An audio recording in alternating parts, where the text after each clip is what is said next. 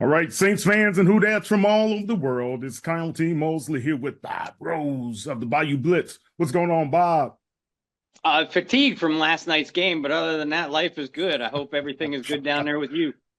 Man, Everything is great, man. We are here with two special guests.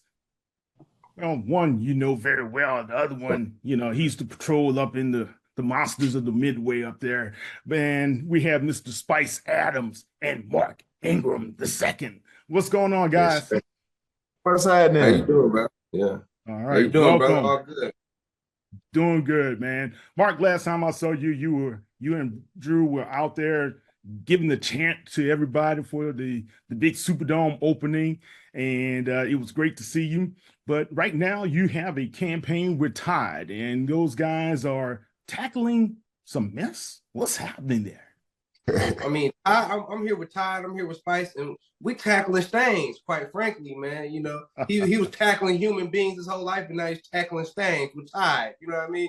And when you saw me, I was doing the Who Dat chant with Drew. But prior to that, I was with the Who Dats. No one does game day like the Who Dats, and you know this. And no one's tackled stains like the Tides.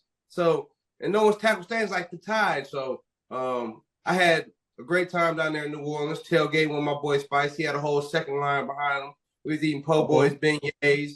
We was doing all that. His Saints Who Dat jersey got a little messy, so obviously we had the Tide pods on deck. You know what I mean? And it's nothing like being in Who Dat Nation and spending some time with Tide, man, tackling stands with Tide. So it was a great time being in Who Dat Nation. Always great going back to New Orleans, his home, his family, his love, and so is Tide. So two best of both worlds.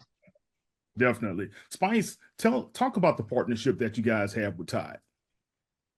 Well, it's dope because us as players, like we always ride past the tailgates and we look over and we see everybody in their RV, we see everybody having a good time. We're like, oh, okay, that's cool. But to actually be a part of it, man, it's just great, man. And Tide, the campaign to celebrate fans, tailgate rituals and activities and customs and cuisines and all of that stuff. And, we've been to Buffalo, Kansas City, and New Orleans, of course, and Buffalo.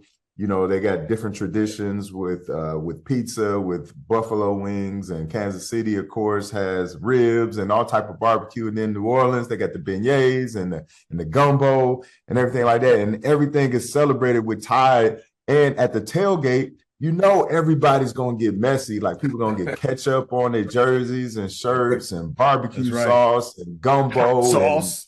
Yeah, just everything, man. And so since Mark is already Roll Tide, it makes sense for Mark to be a part of the Tide campaign, and we just go out and give out Tide pies to everybody to make sure everybody's clean, man. So it's a fun thing to be a part of, man. I'm excited to be a part of. Mark, I got to throw a little shade at you. I think the Roll Tide. Here we go. It's all good. You and everybody else. Week. Be original. You and everybody else. Let's be original today. No, in all fairness, man, that you have been one of the most favorite people of all in the Who Dat Nation. We love you, still love you, everything that you've been able to do. And I know right now it's a tough time for your boys out there, losing 3 straight games. Talk a little bit about how does a team rebound from that? Well, they start out the season just on such a high note, two big wins, and to have, 3 losses and close games, like it's just within the locker room, within the team, like just stay together.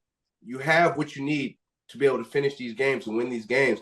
But there's always, when you go back on Mondays and you look, or today, Tuesday for the Saints matter last night, there's always a handful of games, a handful of plays that you can point your finger on and be like, okay, if we had done this, the outcome could have been different. If we would have been here, made this tackle, the outcome could have been different. If we would have made this block, made this catch, the outcome could have been different. So it's not like we just have to clean the whole thing and burn the whole place down. No, both of these games, the 3 games that we've lost, man, it's been very close. And there's plays that are critical to the outcome of games, and we just have to focus on that.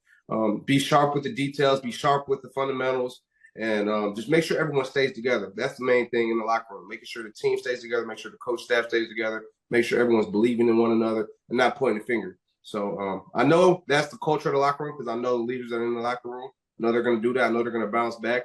They have a tough divisional game coming up Sunday against the Bucks. So we can get right back on the right page on Sunday. So that's the good thing about football. You can flush it and move on to the next one. I know everyone in that locker room can't wait to play on Sunday.